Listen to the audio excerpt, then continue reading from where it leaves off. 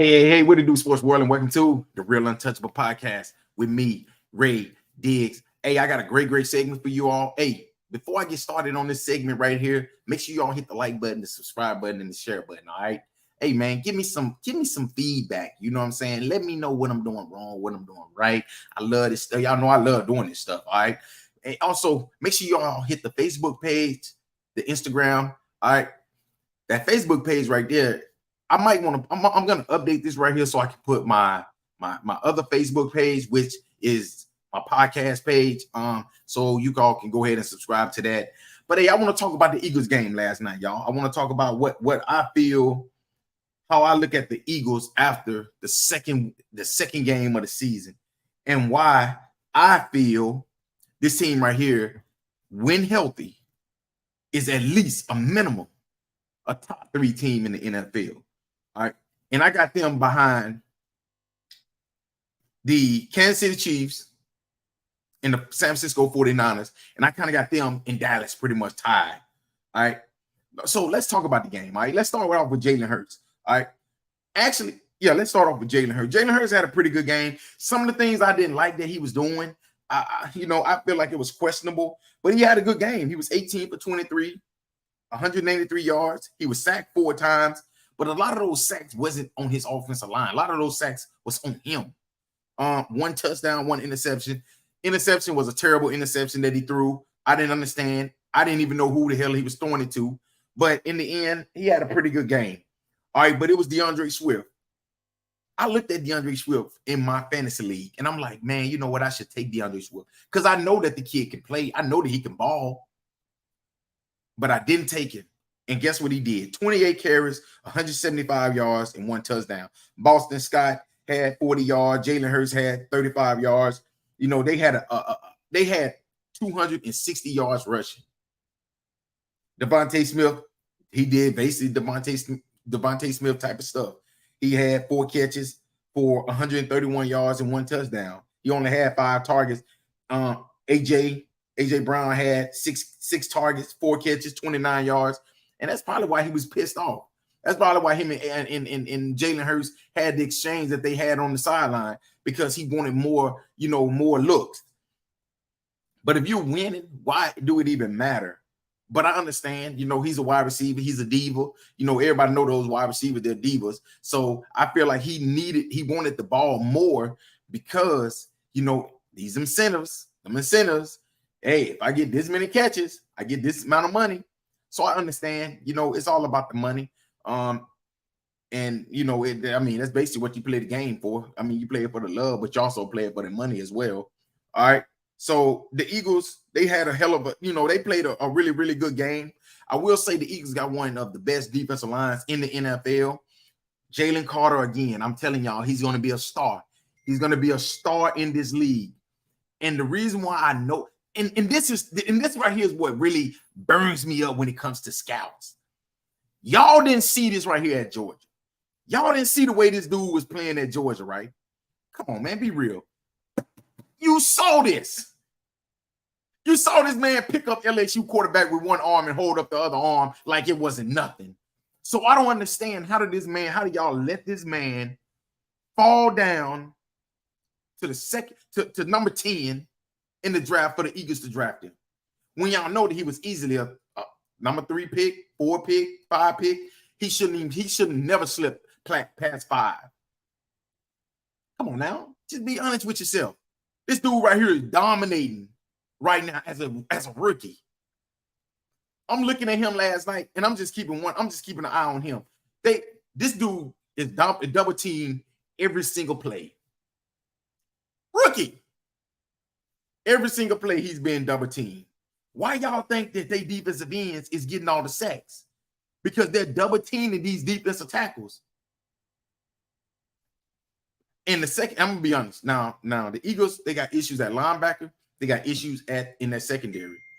If they secondary don't get better, I can honestly see this team right here losing to the Dallas Cowboys, because their secondary is going to have to be better, because the way Justin Jefferson was killing them last night and Jordan Addison was killing them, to be honest with you, let's talk about Kirk Cousins.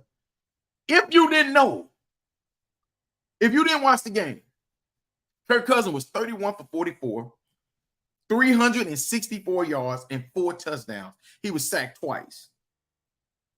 Now, they only had 28 yards rushing. But if you only read Kirk Cousins' stats, you'll be like, the Vikings definitely won in a blowout. Justin Jefferson, 11 catches, 159 yards. Should have had 1 tub. Addison, 72 yards. Hawkinson, 66 yards. But you want to know what killed them? 4 fumbles. If you give them 4 takeaways, if you give them 4 fumbles, you're gonna definitely lose the game. And that's where the game, because the Minnesota defense actually played pretty good. You know, after going down 27-7, they pretty much played good for the rest of the game. Kirk Cousins was making, damn. I'm not a really big Kirk Cousins fan, but I'm gonna give props where props is due. The dude was making some throws, and I'm just like, dude, damn, that right there was a man. How did he see that? Getting blitzed the way he's getting blitzed, throwing the ball on the money with a man with a defender in his face. He played a good game. He played a good first game.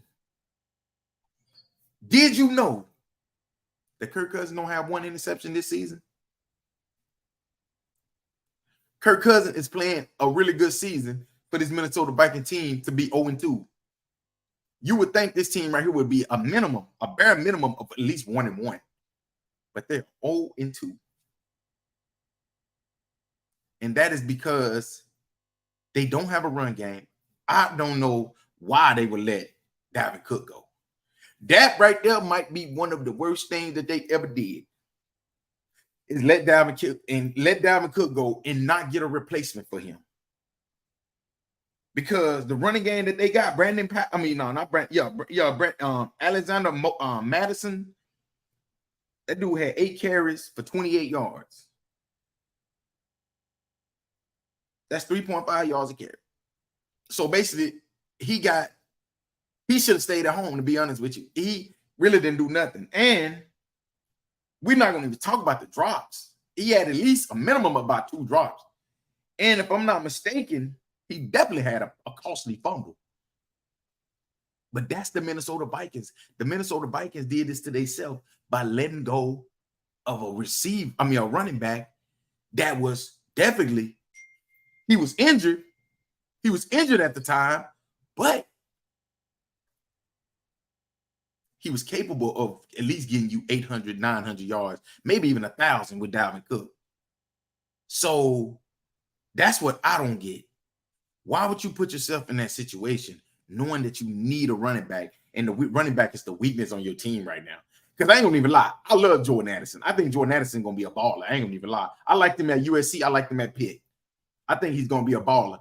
Now, this right here, what the Minnesota Vikings could do before I get off of this. This is what the Minnesota Vikings could do. Tank for Caleb Williams. Now, if they can tank for Caleb Williams and get Caleb Williams down there in Minnesota, I'm gonna be honest. The NFL is in trouble. And this is the reason why. Now you got Caleb Williams, which is a franchise quarterback, generational talent, with Justin Jefferson and Jordan Addison with Hawkinson in the middle. That's right there is what you're going to have. If that's what they're doing, I ain't going to even lie.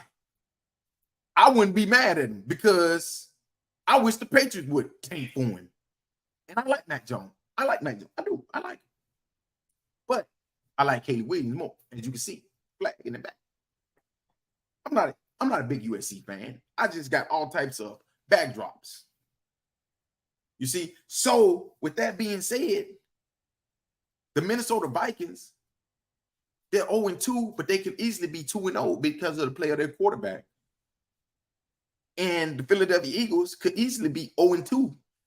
It seemed like, when you think about it, how bad they played the first 2 games, honestly, last night they actually didn't play that bad, but it was bad.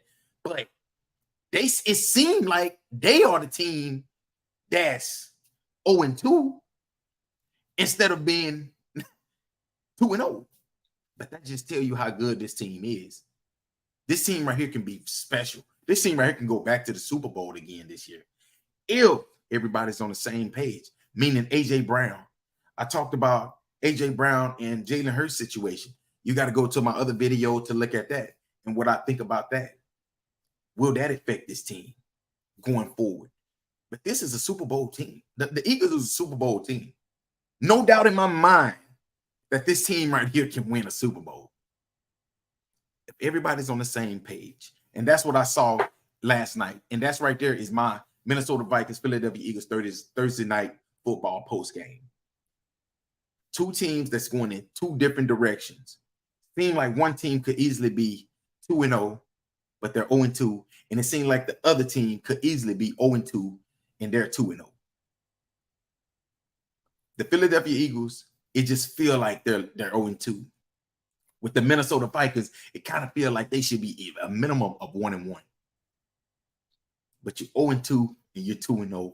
And guess what? I looked at the Eagles' schedule, and I'm gonna be honest with y'all. I see the Eagles being 7-0 before they had a first hard game. And I'm gonna say this right here. They play the Buccaneers next, the Commanders, the Rams, then the Jets. Before they got a Monday, well, before they have a game against the Philadelphia Eagles. I mean, against the Miami Dolphins. That's going to be the first game where they can actually lose. So that's 2, 3, 4, 5, 6-0. 6-0 at a minimum right now. Then they have the Dolphins, the Commanders, and then they play the Cowboys, Chiefs, Bills. Now that's when they go through their hard stretch. You know, so the Eagles really need to get off to a nice start right now. Get the wins now. So when you go to the Dolphins, when you play against the Dolphins, you play against the Cowboys, the Chiefs, the Bills, the 49ers, and then the Cowboys again. You already got about 7-8 wins already up under your belt. So those games right there, you can lose 4 of those games and still come out with a really, really good record because the back end is pretty soft as well with it being the Seahawks, the Giants, the Cardinals, and the Giants. So they could easily, after they play the Cowboys the last time at Dallas, go 4-0. So this team right here is prime. As long as they stay healthy, they got a lot of injuries right now. As long as they stay healthy, this team right here is really prime to go far. As long as they stay disciplined and as long as they stay engaged and remember what the task at hand is, and that's a Super Bowl. Because it's easy to lose focus of what the task at hand is, what's important. And that's a Super Bowl. Just like last night when Jalen Hurts and A.J. Brown exchanged. All right. That can ruin the whole team right there. Look at what's going on in Buffalo. That's all I'm going to say. All right. But hey, man, thank y'all, man. Make sure y'all give me y'all feedback, what y'all think about this situation, what y'all think about the Eagles, what y'all think about the Minnesota Vikings. And, we can discuss it and talk about it, all right? Thank y'all again for listening to another great segment of the Real Untouchable Podcast with me, Ray Diggs. Peace, and have a blessed day. Peace.